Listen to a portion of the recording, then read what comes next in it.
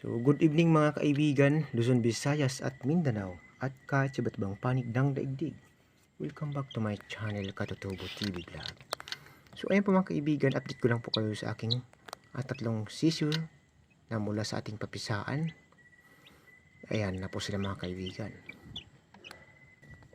So, itong nasa unahan po mga kaibigan, magto 2 weeks na po siya. Ayan, itong nasa unahan na sisiw. Yung dalawa na yan mga kaibigan makatabi, sila ay So, parehas po silang may tig sa 10 araw mga kaibigan. So, yan po mga kaibigan yung ating tatlong sisiw. Mukhang masisigla naman po sila. Ayan.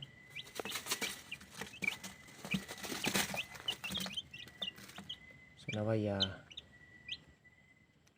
bumilis ang kanilang paglaki. Ayan. Halos magpang-abot lang sila doon sa mga sisiw ko sa taas mga kaibigan, yung tig-siyam na sisiw. Ayan. Iba talaga kapag dito sila lumaki sa may ilaw mga kaibigan. Pero ito mga kaibigan, pag araw pinapatay ko po yung ilaw. Kasi sobrang init po dito mga kaibigan. Nasa ilalim po kasi ito ng building na luma. Pag araw po ito mga kaibigan, sobrang init.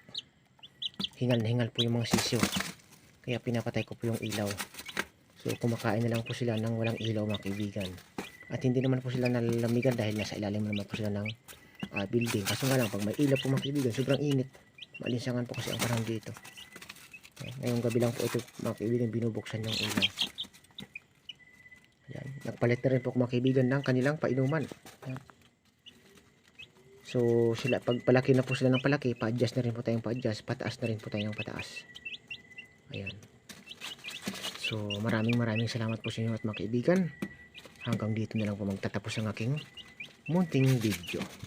Kung nagustuhan po ninyo aking video, huwag po niyo kalimutang mag-like, mag-share, at higit sa lahat para lagi pa rin po kayong updated sa mga susunod kong video na i-upload patungkol sa ating pag-aalaga ng manok at sa ating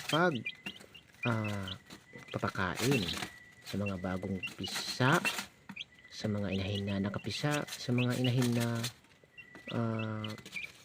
magwawalay na, at sa mga inahin na ating papakastahan uli. So ayan pa mga kaibigan, maraming salamat po sa inyong lahat.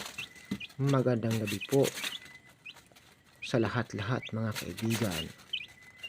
God bless us all. Bye-bye you.